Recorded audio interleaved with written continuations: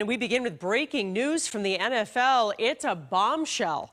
The NFL is docking the Miami Dolphins a first-round draft pick next season and a third-round selection in 2024 for tampering in their pursuit of Tom Brady. The NFL says the Dolphins had impermissible communications with the quarterback in the 2019-2020 season while Brady was still under contract with the Patriots. The Dolphins again had impermissible communications with Brady and his agent during the 2021 season while he was under contract with the Bucs. So, to break this down, joining us now on CBS Boston is CBSBoston.com's Michael Hurley.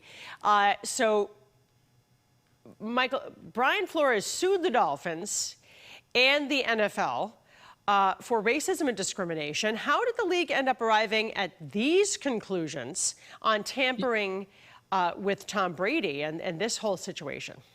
Yeah, it's actually very interesting. So Brian Flores in February filed his lawsuit because he basically felt as though he was brought in to Buffalo as just a Rooney Rule candidate. The New York Giants as a Rooney Rule candidate, meaning the team had already made up its mind on who it wanted to hire and brought Flores in after already making that decision for an interview to fill a requirement.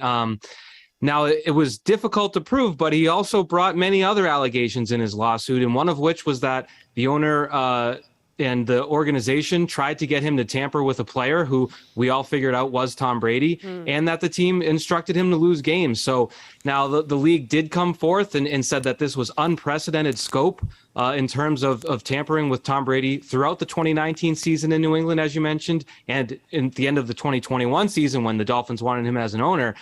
They found evidence there. They did the investigation and found it, which immediately when Flores filed this lawsuit, the NFL went into defense mode, said there's no merit to any of these claims. There's nothing to this. Clearly, after doing some digging, they did find that there was a lot of merit in those claims. How severe is this punishment compared to other penalties that the league has handed out? Well, in terms of the team, it's absolutely severe. There's only been 2 times in NFL history that a team has been stripped of a first-round pick. Those of us in New England know those scenarios all too well, with Deflategate more recently and before that Spygate. Prior to that, the NFL had never stripped a team of a first-round pick. So to go that far with this shows that it was serious. And frankly, I believe it shows that there was something to the tanking being forced from owner Stephen Ross, because frankly, the owner being suspended for 6 weeks of the season means absolutely nothing other than maybe some owners making some jokes at his expense next time they see him. But that's hardly a punishment. I think the NFL has to be really careful with the way that they handled the tanking, with all of the gambling, with all the money involved with the league, that they had to say there's no evidence of that. But to me, I feel like the first round pick ties into that even more than the tampering, because tampering, if we're being honest, is fairly common.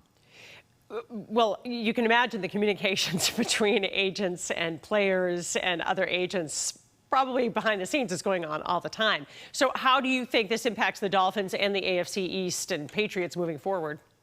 It's interesting. Patriots Dolphins week 1 gets a little bit more spicy when it comes to that. The Dolphins and Buccaneers might not see eye to eye down there in Florida anymore.